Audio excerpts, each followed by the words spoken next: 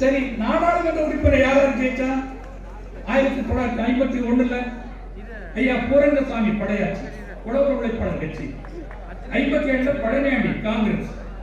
62 செழியன் ஐயா டிஎம்கே. 67 71 துரைராஜ் டிஎம்கே.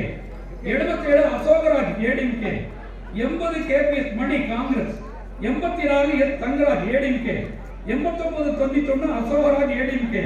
96 எங்க ஐயா ராஜா டிஎம்கே.